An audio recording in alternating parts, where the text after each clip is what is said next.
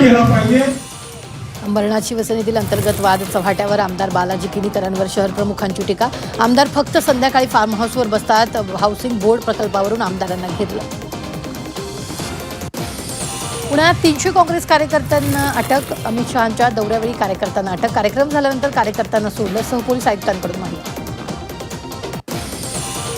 आता कंटाळा आलाय, राजकारणातून रिटायर्ड व्हावंसं वाटतं। महामार्गाच्या दुरावस्थेवर बोलताना पर्यावरण मंत्री पंकजा मुंडेंचं विधान।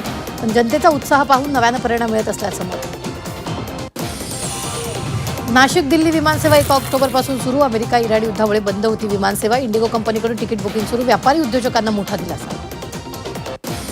सिंहगड किल्ला आज पर्यटकांसाठी बंद। रेड अलर्टमुळे सिंहगड किल्ला पर्यटकांसाठी बंद। मुसळधार पावसामुळे दरड कोसळण्याचा धोका। वन विभागाकडून किल्ल्यावर पर्यटकांना बंदी। पुण्यातील सांस्कृतिक वास्तूंना मुसळधार पावसाचा फटका। कवयित्री शांता शेळकेंचा ऐतिहासिक वाड्याचा भाग कोसळला। साहित्यिक वारशाच्या संवर्धनाचा प्रश्न ऐरणीवर।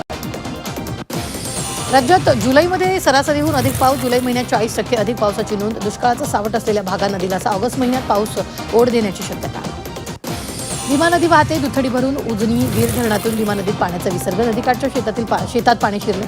नागरिकांना सतर्क राहण्याचा इशारा। चंद्रपुरातील पूरस्थिती नियंत्रणात। मागील 24 तासापासून पावसाची विश्रांती। वर्धा, इरई, झरपट नद्यांच्या पाणी पातळीत घट। पूरस्थिती पूर्वपदावर येण्यास सुरुवात। पंढरपुरातील भीमा नदीला पूरस्थिती। चंद्रभागेच्या वाळवंटातील पुंडलिक मंदिरासह सर्व मंदिरं पाण्याखाली। पुण्यात सलग 3 दिवस मुसळधार पाऊस। पावसामुळे नदी नाले तुडुंब। पुरामुळे पिकांचं नुकसान। पंचनामे करून नुकसान भरपाई देण्याची मागणी। नागपुराच्या चांदसैली घाटातील दरड जैसे पावसामुळे घाटात कोसळली दरड। चांदसैली घाटातून एकेरी वाहतूक सुरू। दरड हटवण्यासाठी 2 ते 3 दिवस लागण्याची शक्यता।